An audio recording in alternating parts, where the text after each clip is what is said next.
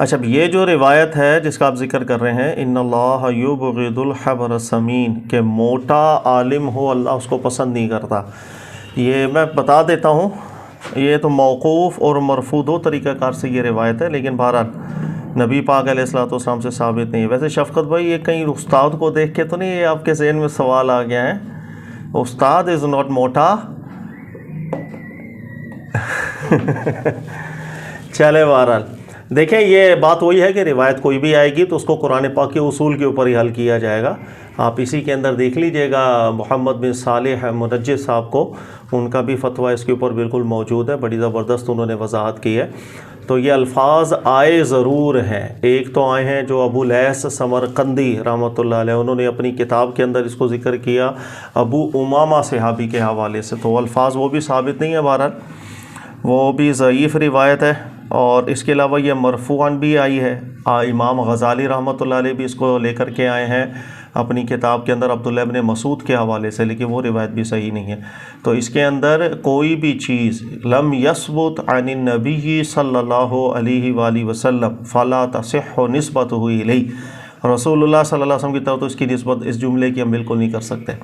اس چیز میں بڑی احتیاط چاہیے ہوتی ہے کہ کون سی چیز ہے وہ نبی پاک علیہ السلام سے ثابت ہوتی ہے یا نہیں ہوتی ہے۔ نمبر دو، کوئی روایت آ بھی گئی ہے تو ہم نے اس کو قرآن کے اصول کے اوپر رکھ کے دیکھنا ہوتا ہے کہ وہ کیا کہہ رہی ہے۔ اس میں جو بات ثابت ہوتی ہے میں وہ بھی بیان کر دیتا ہوں۔ سب سے پہلے قرآن کا اصول اپنے سامنے آپ رکھیں گے۔ اللہ تعالیٰ نے قرآن پاک میں ذکر کیا کلو وشربو، آپ کھاؤ آپ پیو، طیبات کھانے اللہ نے اجازت دی ہے، اور اللہ نے فرمایا ولا تسرفوا، لیکن اس کھانے پینے میں اسراف نہیں ہونا چاہیے۔ اسراف کی پابندی اللہ تعالیٰ نے خاص طور پر کھانے پینے کے معاملات میں لگائی۔ اب اسراف جو ہے نا وہ حد کراس کرنے کو کہتے ہیں۔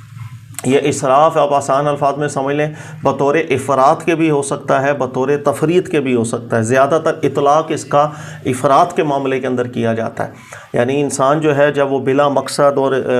ضائع کرنے کے اوپر آ جائے اور وہ حقوق بھی ادا نہ کرے جو اس کے مال پر اللہ رب العزت نے رکھے ہیں، تو پھر وہ اسراف کے زمرے میں جاتا ہے۔ ان اللہ لا يحب المسرفین، اللہ تعالیٰ اسراف کرنے والوں کو پسند نہیں کرتے۔ تو سب سے پہلے ذہن میں رکھیے گا، کبھی بھی کھانے کا معاملہ ہو، پینے کا معاملہ ہو، اگر تو وہ اسراف کی وجہ سے آ رہا ہے، چاہے موٹاپا آ رہا ہے، یہ قابل مذمت ہو جائے گی بات، یہ قرآن پاک نے اس پر نص کی ہے۔ دوسرا قرآن پاک نے اس معاملے میں جو نص کی ہے اس کو پہلے سمجھتے ہیں۔ وہ اللہ تعالیٰ ارشاد فرماتے ہیں والذین کفروا یتمتعون ویأکلون کما تأکل الانعام،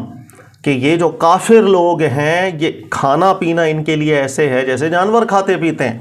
کوئی مقصد نہیں ہے اس دنیا کا، ان کے لیے کھانا پینا، شہوات، ملذات، یہ سب کی سب چیزیں ایسی ہیں جیسے جانوروں کے لیے ہوتی ہے بلا مقصد۔ اس چیز کو اللہ تعالیٰ نے مذمت ذکر کی ہے قرآن پاک میں کافروں کے حق میں، اس لیے کہ جب نہ خدا ہے نہ آخرت ہے، یہ تصور انسان دماغ میں باندھ لے گا تو اس دنیا کے اندر جتنی بھی شہوات رکھنے والی چیزیں ہیں، وہ کھانے سے متعلق ہوں، پینے سے متعلق ہوں یا دیگر شہواتی چیزیں ہوں، ان سب کے اندر ایک ہی مقصد ہو جاتا ہے، بس جانوروں کی طرح بس کھاؤ پیو سو مر جاؤ، کوئی مقصد ہی نہیں ہے۔ تو جس وقت انسان نہ آخرت کا اپنے دماغ میں رکھے، نہ عبادات کا کو پرفارم کرنا اس کے اندر ہو، یعنی مقصد بالکل ختم ہو جائے اور دنیا صرف کھانے پینے کے لیے ایک رنگینیوں کے طور پر وہ استعمال کرے، اس چیز کی مذمت قرآن پاک نے ذکر کی ہے۔ ٹھیک ہے، تو ایک مسلمان ہے جب اس کا مقصد ہے، ایک مومن ہے اگر وہ مقصد رکھتا ہے، اللہ کی بارگاہ میں حاضری کا اس کے ذہن کے اندر ہے، اسراف وہ پسند نہیں کرتا، ضائع وہ نہیں کرتا، فضول معاملات کے اندر وہ ملوث نہیں ہوتا، یا اسی طریقے سے کھانے پینے کے معاملات میں ایسا اشتغال اس کا نہیں ہوتا کہ جو عبادات کی، جو فرض عبادات ہیں، واجبات ہیں، ان کی ادائیگی میں رکاوٹ بن رہا ہو، تو ایسا کھانا پینا بالکل ممانعت میں داخل نہیں ہوتا۔ یہ ہے وہ اصول جس کو قرآن پاک نے ذکر کیا۔ اب جو روایت سندن اور متنن ثابت ہے اس کے الفاظ بھی دیکھیے گا، اس کے اندر بھی یہی ذکر ہے جس میں نبی پاک علیہ الصلوۃ والسلام ذکر فرماتے ہیں، اس زمانے میں لوگوں کی مذمت بیان فرما رہے ہیں کہ جو اللہ کے لیے شہادتیں نہیں دیتے ہیں، جو اگر نظر مان لے پوری نہیں کرتے ہیں، اور اس کے علاوہ ان کے اندر کسی طرح کی بہتری نظر نہیں آ رہی، وہاں نبی علیہ السلام نے فرمایا کہ ان کا صرف مقصد کھانا پینا ہے، یہ جو موٹاپے کا ظہور ہوگا یہ کوئی فائدہ بھی نہیں دے گا۔ ان کی مذمت بیان کی، یہاں تک کہ نبی علیہ السلام نے ارشاد فرمایا کچھ لوگ اللہ کی بارگاہ میں ایسے بھی حاضر ہوں گے بروز قیامت کہ ان کے جسم کا وزن بہت زیادہ ہوگا، جسمانی طور پر وزنی بہت ہوں گے، لیکن نامہ اعمال کے اندر وزن ٹکا نہیں ہوگا، بالکل کوئی وزن اس کا نہیں ہوگا۔ یہ چیز قابل مذمت ہے، ٹھیک ہے؟ تو مطلقاً اس کے اندر کوئی اصول بیان نہیں کر سکتے۔ اچھا، اگر آپ دیکھیں گے محمد بن صالح عثیمین صاحب کو، انہوں نے بھی ذکر کیا کہ ہر وہ سمن موٹاپا اگر موروثی چلتا آ رہا ہو، موروثی مطلب خاندانی ہوتا ہے، کئی لوگوں کو آپ نے دیکھا ہوگا وہ ایک خاندانی ایسا ایشو ہوتا ہے کہ وہ چاہے کھائیں زیادہ نہ کھائیں زیادہ لیکن موروثی طور پر ان کے جسم میں ایک موٹاپا ہوتا ہے، کوئی قابل مذمت چیز نہیں ہوگی، نہ اللہ کی بارگاہ کے اندر کوئی گناہ ملے گا، ٹھیک ہے نا؟ اچھا، اسی طریقہ کار سے کئی لوگوں کی طبیعت ایسی ہوتی ہے اور وہ طبیعت تک ان کی وہ کھانا زیادہ نہ بھی کھائیں لیکن بہرحال پھر بھی ان کا جسم جو ہے نا وہ بہت جلدی ویٹ گین کرتا ہے۔ اسی طرح ایج فیکٹر بھی ہوتا ہے، تو ایسے جو موٹاپے ہوتے ہیں وہ بالکل قابل مذمت نہیں ہوتے ہیں۔ ہر چیز کو ایک چیز کے ایک ہی لاٹھی کے ساتھ ہانک نہیں سکتے، ٹھیک ہے؟ تو وہ چیز جہاں پر انسان کھانے پینے میں اسراف کرے گا، اب اس اسراف کی وجہ سے چاہے اس کو موٹاپا آئے چاہے نہ آئے، دونوں صورتوں میں مذمت ہوگی، ٹھیک ہے؟ اسی طریقے سے انسان اگر دنیا کا مقصد ختم کر لے اور دنیا صرف جو ہے نا وہ شہوت کے لیے ہے، کھانے پینے کے لیے، لائک جانوروں کی طرح، تو یہ اوصاف اللہ نے کافروں کے ذکر کیے ہیں۔ مسلمان اس سے مشابہت اختیار کرے گا تو ایک بری صفت ہے جس کو ایک مسلمان اختیار کرے گا۔ فرض عبادات کے اندر کھانے پینے کی وجہ سے اشتغال لازم نہ آئے، اسی طریقے سے جو واجب حقوق اللہ رب العزت نے رکھے ہیں کھانے پینے کے معاملات، اس کے لیے رکاوٹ نہ بن رہے ہوں، ان چیزوں کا خیال کیا جائے گا تو کھانے پینے میں کوئی مسئلہ نہیں، اور ایسا جو موٹاپا آ جاتا ہے اس موٹاپے کے اندر بھی کوئی مسئلہ نہیں ہے، ٹھیک ہے؟ اچھا، ساتھ ہی ایک چیز میں بیان کر دوں، صحابہ کرام علیہم رضوان کے اندر بھی ظاہر ہے کچھ صحابہ ایسے بھی تھے کہ جن کا جسم جسے ہم کہتے ہیں تھوڑا موٹا ہو گیا، تو اس میں کوئی مسئلہ نہیں ہے۔ تو صرف موٹا ہو جانا یہ چیز قابل مذمت نہیں ہوتی، علتیں میں نے ذکر کر دی۔ اور جیسے ایک صحابی تھے، وہ چلے گئے تھے دور دراز رہنے، نام میرے ذہن میں نہیں آ رہا، تو بعد میں مسیلمہ کذاب کو غالباً اس نے مارا تھا، ان کے بارے میں بھی آتا ہے کہ وہ کافی موٹے ہو گئے تھے۔ حضرت ابو بکر صدیق رضی اللہ تعالیٰ عنہ کے حوالے سے ہمارے یہاں مشہور ہے کہ ابو بکر صدیق موٹے تھے، آپ کا جسم موٹا تھا، بلکہ وہ تہبند باندھتے تھے تو موٹاپے کی وجہ سے تہبند نیچے گر گیا۔ یہ غلط بات ہے۔ حضرت ابو بکر صدیق رضی اللہ تعالیٰ عنہ وہ موٹے نہیں تھے، اور جو تہبند آپ کا نیچے آتا تھا وہ پتلے پن کی وجہ سے آتا تھا، موٹاپے کی وجہ سے نہیں آتا۔ اور یہ چیز ایکسپیرینس وہی کر سکتا ہے کہ موٹا بندہ جو ہوگا اس کا تو تہبند بڑے اچھے طریقے سے بندھ جاتا ہے، اگر پتلا بندہ ہوتا ہے اس کا تہبند سے رکھتا ہے، عام طور پر زیادہ گرفت نہیں آتی۔ تو حضرت ابو بکر صدیق کے حوالے سے وہ ایک بخاری کی روایت ہے جس کے اندر آپ رسول اللہ صلی اللہ علیہ وسلم کی مبارک اعلیٰ بارگاہ میں عرض کرتے تھے کہ ہمارا جو ہے تہبند کبھی کبھی نیچے آ جاتا ہے، تو کیا ہم مجرم تو نہیں بنیں گے کہ وہ جو کپڑے لٹکا کے چلتے ہیں؟ تو اس پہ اللہ کے نبی علیہ السلام نے فرمایا تھا تم اس میں سے داخل نہیں ہو، ظاہر ہے تکبر وغیرہ کی نیت نہیں ہوتی ہے، تو نبی پاک علیہ السلام نے آپ کو اس میں داخل نہیں کیا۔ تو یہاں سے اکثر لوگ سمجھتے ہیں کہ شاید ابو بکر صدیق رضی اللہ تعالیٰ عنہ کا پیٹ موٹا تھا تو اس وجہ سے تہبند گرتا تھا، بڑا ناقص استدلال ہے۔ حضرت ابو بکر صدیق موٹے نہیں تھے، ٹھیک ہے؟ اچھا، اسی طریقے سے کئی اور بھی آتا ہے، جیسے ام المومنین عائشہ صدیقہ رضی اللہ تعالی عنہا کے حوالے سے بھی مذکور ہوتا ہے کہ آپ کا جو پہلے وزن تھا وہ کم تھا، پھر آپ خود ذکر کرتی ہیں کہ کچھ عرصے بعد ہمارے وزن میں اضافہ بھی ہوا تھا، اور جب ہم دوڑ کا مقابلہ ہوتا تو ہم نہیں جیت پائے تھے، اس طرح کی کچھ روایت کا مفہوم آتا ہے۔ تو ان سب چیزوں کا خلاصہ کیا ہے؟ خلاصہ یہ ہے کہ کھانا پینا اگر اس میں اسراف کا معاملہ نہ ہو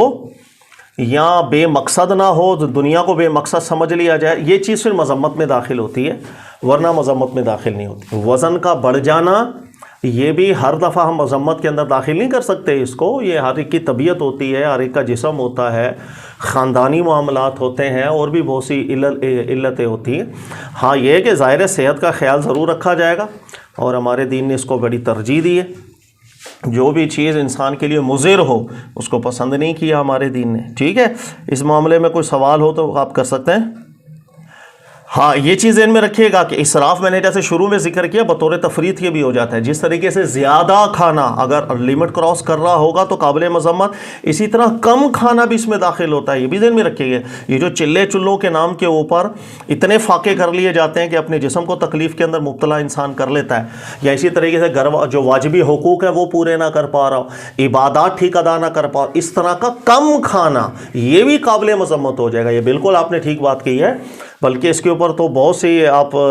میں روایات بھی آپ کو سنا سکتا ہوں کہ جیسے ایک صحابی تھے غالباً ابو دردہ، بخاری کی روایت کا مفہوم ہے، تو وہ بہت عبادت گزار تھے، راتوں کو عبادت کرنا، روز روزہ رکھنا۔ اب عبادت میں بہت زیادہ اشتغال تھا، مشغول رہتے تھے، لیکن ہوا یہ کہ ان عبادت کی کثرت کی وجہ سے وہ جو واجب حقوق ہیں وہ گھر میں پراپر ٹائم نہیں دے پا رہے، زوجہ کو پراپر ٹائم نہیں دے پا رہے، دیگر معاملات نہیں کر پا رہے۔ تو ہوا یہ کہ سلمان فارسی کہتے ہیں کہ ایک دفعہ میں گیا ان کے ساتھ، ایک دو دن گھر پہ مجھے رکنے کا موقع ملا، تو میں نے دیکھا کہ راتوں کو عبادت، دن میں روزہ، تو میں نے ایک دفعہ ان کو اپنے ساتھ لیا کہ ہمارے ساتھ سو جائیں، اب تیسرے پہر رات کے اٹھیں گے اور عبادت کریں گے، تو ان کو اپنے ساتھ زبردستی سلایا۔ ایک دو دفعہ اس طریقے سے معاملہ ہوا تو ان کی زوجہ سے بھی آپ نے بات کی، سلمان فارسی رضی اللہ تعالیٰ عنہ نے۔ پھر رسول اللہ صلی اللہ علیہ وسلم کی مبارک اعلیٰ بارگاہ میں جب دونوں حاضر ہوئے تو حضرت سلمان فارسی نے مقدمہ رکھا، تو اللہ کے نبی صلی اللہ علیہ وسلم کے تاریخی الفاظ دن میں رکھیے گا، نبی علیہ السلام نے سلمان فارسی کے اقدام کو درست قرار دیا اور ابو دردہ کو فرمایا کہ تمہارے جسم کا بھی اللہ نے تم پر حق رکھا ہے، تمہاری فیملی کا بھی تم پر اللہ نے حق رکھا ہے، عبادت کا بھی حق ہے، لیکن ان سب چیزوں کو بڑے میانہ روی سے لے کے جانا پڑتا ہے، نہ افراط ہو نہ تفریط ہو۔ عبادات میں بھی اتنا آپ زیادتی کر دیں کہ حقوق ادا نہ کر پائیں، کیا نام ہے، فیملی ممبرز کے حقوق ادا نہیں کر پا رہے ہیں، یا دیگر آپ کے کوئی واجبی ایشوز ہیں وہ چھٹ رہے ہیں تو قابل مذمت ہو جائے گی، ایسی عبادت قابل مذمت ہو جائے گی۔ اتنا روزہ رکھنا ظاہر ہے انسان کی صحت پر بھی اثر انداز ہو سکتا ہے، اگر آپ کے واجبی حقوق دیگر پورے نہیں ہوں گے آپ قابل مذمت، تو عبادت بھی کبھی قابل مذمت ہو جاتی ہے، ٹھیک ہے۔ تو یہ چیز ہے بالکل ہمارا دین جو میانہ روی اختیار کرتا ہے۔ اسی طرح دیکھیے گا ایک بڑی مشہور روایت ہے کہ چند صحابہ کرام بیٹھ کر کے انہوں نے یہ ذکر کیا کہ اللہ کے نبی صلی اللہ علیہ وسلم نے نکاح بھی فرمایا ہے، نبی علیہ الصلوۃ والسلام روزہ رکھتے بھی ہیں، روزہ نہیں بھی رکھتے ہیں، رات کو آرام بھی فرماتے ہیں، عبادت بھی کرتے ہیں۔ تو صحابہ کرام نے سوچا کہ شاید یہ اللہ کے نبی ہیں صلی اللہ علیہ وآلہ وسلم، تو ہم گناہ گار ہیں، تو ہمیں ایسا کرنا چاہیے کہ ہم راتوں کو عبادت بھی کریں، روزے بھی کثرت سے رکھیں، ڈیلی رکھیں۔ تو اس طرح صحابہ سوچ رہے تھے اور انہوں نے عزم کیا۔ اللہ کے رسول صلی اللہ علیہ وسلم کو جب اس چیز کا علم ہوا تو چونکہ قرآن نص کر چکا لا تسرفوا، نبی علیہ الصلوۃ والسلام نے فوراً فرمایا کہ ہاں نکاح کرنا ہماری سنت ہے، یہ جتنے معاملات ہیں یہ ہماری سنت ہے۔ سنت کا کیا مطلب کہ نہ عبادت میں افراط ہو نہ تفریط ہو، نہ ہر معاملے کے اندر افراط کرنا ہے نہ تفریط کرنا ہے، ایک بالکل درمیانہ رستہ اختیار کرنا ہے۔ اس کو اللہ نے امت وسط قرار دیا، تو اس وسط ہونے کو رسول اللہ صلی اللہ علیہ وسلم نے اپنی سنت قرار دیا اور فرمایا جو ہمارے رستے پر نہیں چلے گا وہ ہم میں سے اس کا طریقہ بھی ہمارا والا طریقہ نہیں ہو، ہماری سنت پر نہیں ہوگا۔ تو اتنی پیاری یہ حدیث ہے، اتنی پیاری حدیث ہے، عین قرآن پاک کے مطابق ہے کہ اس امت کو وسط قرار دیا،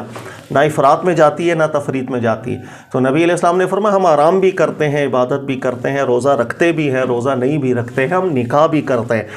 یہ سارے معاملات، ایسا نہیں ہے کہ نکاح میں نے نہیں کرنا، ساری زندگی عبادت کرنی ہے، سر یہ عبادت نہیں ہوگی، یہ خلاف سنت آپ کا کام ہوگا، اس پہ کوئی ثواب شاید نہ ملے۔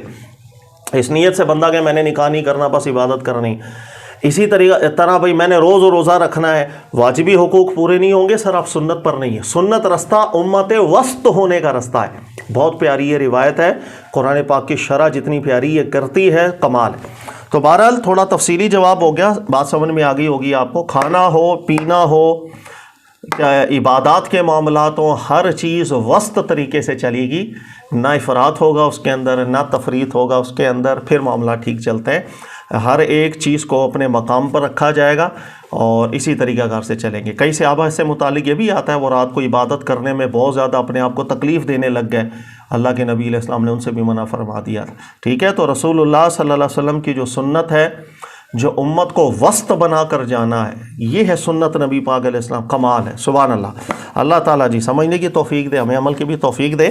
بہرحال ہر موٹاپا دھیان رکھنا، ایسا نہ ہو کسی عالم کو دیکھا بھئی وہ تھوڑا موٹا ہے تو فوراً فتویٰ جڑ دیا، بھئی موٹا عالم تو اللہ کو پسند ہی نہیں ہوتا، تھوڑا احتیاط کی جائے گی، ٹھیک ہے۔ یہ دیکھیں مولا یہ سوال کیا لکھ رہے ہیں شفقت بھائی، شفقت بھائی کہہ رہے ہیں مولانا پھنستا نہیں ہے، کہیں نہ کہیں نکل ہی جاتا ہے. سر قرآن سنا ہے.